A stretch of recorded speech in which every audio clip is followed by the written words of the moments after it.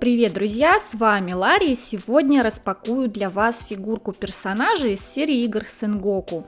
Но давайте по порядку, вначале об игре и персонаже. Сенгоку Эйси, также известный как самурайские тузы, представляет собой скроллинг-шутер, первоначально выпущенный на аркадных автоматах компании Psikyo в 1993 году. Первая игра от Psikyo Sengoku Ace была разработана Шин Накамура, создателем Aero Fighters, он же Sonic Wings, и основателем компании. В декабре 2004 года игра была портирована на PlayStation 2 как часть Psikyo Shooting Collection Volume 2.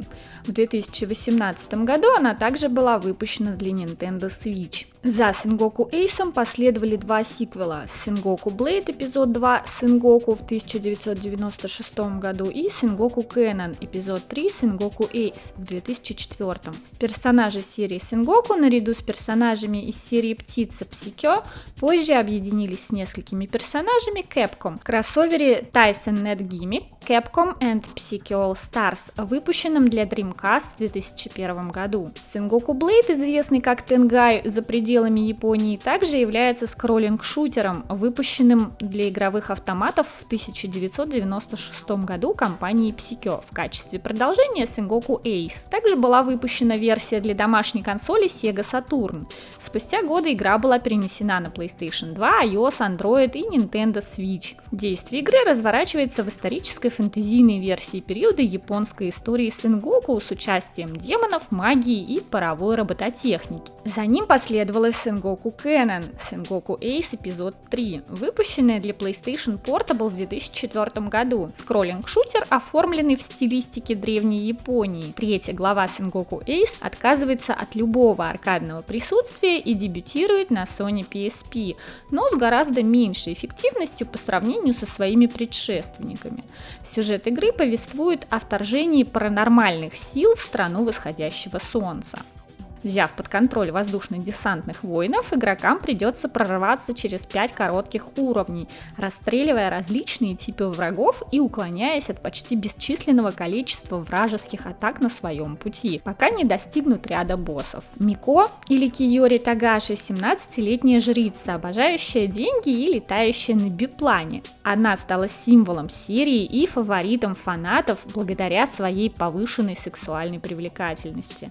К сожалению, информации о самом персонаже немного, а мы переходим к коробке. По правде говоря, коробка, несмотря на присутствие всего 4 основных цветов, довольно пестрая. Множество надписей, логотипов, изображений самой фигурки и ее арт, как на переднем, так и на заднем планах. Английского языка на коробке почти нет, за исключением логотипа линейки, строчки с названием правообладателя Psikyo и компании-производителя Mega House. Все предупреждения и информация предоставлены полностью на японском языке. Выполнена коробка из хорошего плотного картона с зигзагообразными окошками, символизирующими, по всей видимости, ленты CD.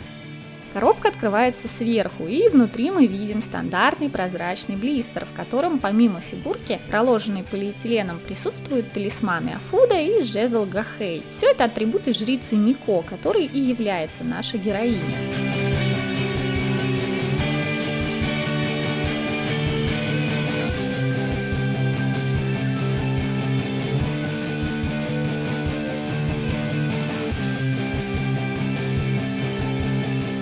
Размер фигурки 19 см, в масштабе 1/8. Стоимость на момент выхода, который состоялся в январе 2006 года, составляла чуть больше 5000 йен. Мы ее купили сильно позже, в 2018 году, и стоила она на момент покупки 8000 йен.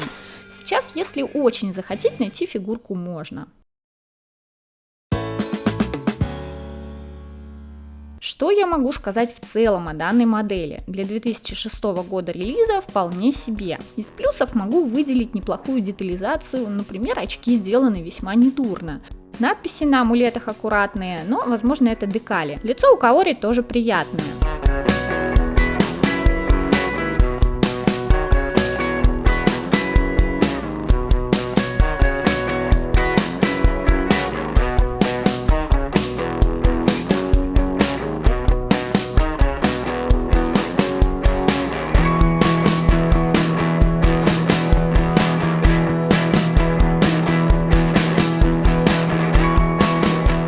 Теперь минусы. Да, они есть. Обратите внимание на ноги. Ощущение, что просто слепили на отвали какие-то батоны. Фигурка кастов и стыки рукавов весьма заметны, и периодически один из них вываливается из паза и не держится. Но может это только у данного экземпляра.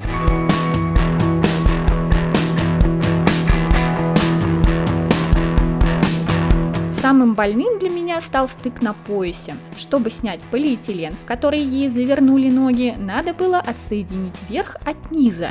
И это очень сложно, ввиду довольно плотного сочленения. Да, это хорошо, когда качественно, но потом надо было собрать обратно, а из-за плотного соединения сложно нащупать паз. В общем, пришлось повозиться, а учитывая, что помимо сочленения тулова надо было еще и одежку затолкать, материлась я знатно. Резюмируя, могу сказать, что данная фигурка для своих денег сделана вполне хорошо, на твердую 4.